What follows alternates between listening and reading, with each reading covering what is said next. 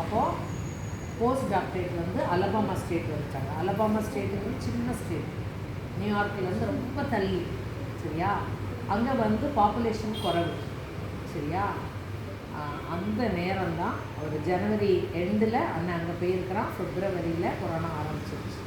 Corona எப்படி உலகத்தையே உலுக்கி தூக்கி போட்டதில்ல அந்த நேரம் பார்த்தா அந்த நியூயார்க்கில் லட்சமாக ஜனங்கள் செத்து போனாங்க இல்லையா? அதே இந்த அலபாமாவில் மிஞ்சி போனால் 200 பேர் தான். அவ்வளோதான், அவ்வளோ பாதிப்பு தான். அந்த நேரத்துலேயும் லாக்டவுன்னாலும் ஒரு 3 நாள் என்ன செஞ்சுட்டாங்கன்னா, நீங்கள் கண்டிப்பாக அந்த லேபுக்கு வரணும் அப்படின்னு சொல்லிட்டாங்க. அந்த 3 நாள் போது நாம் பத்தறி அழுது நாங்கள் 2 ப்ரேயர் பண்ணுறோம். அதில் என்ன செய்வீங்கன்னு தெரியாது. அந்த நேரம் பார்த்தீங்கன்னா எனக்கு ஒரு ஃபோன் ஜீசஸ் காலேஜ்லேருந்து ஒரு ஃபோன் ஜீசஸ் காலேஜ் தானே ஃபோன் வருது.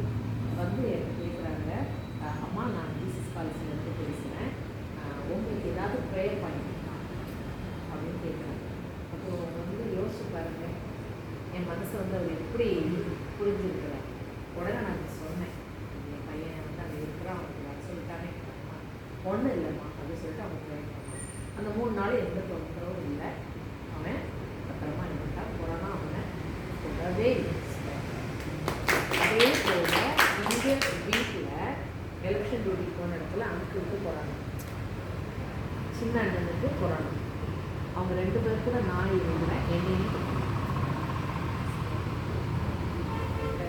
சார் இல்லையா?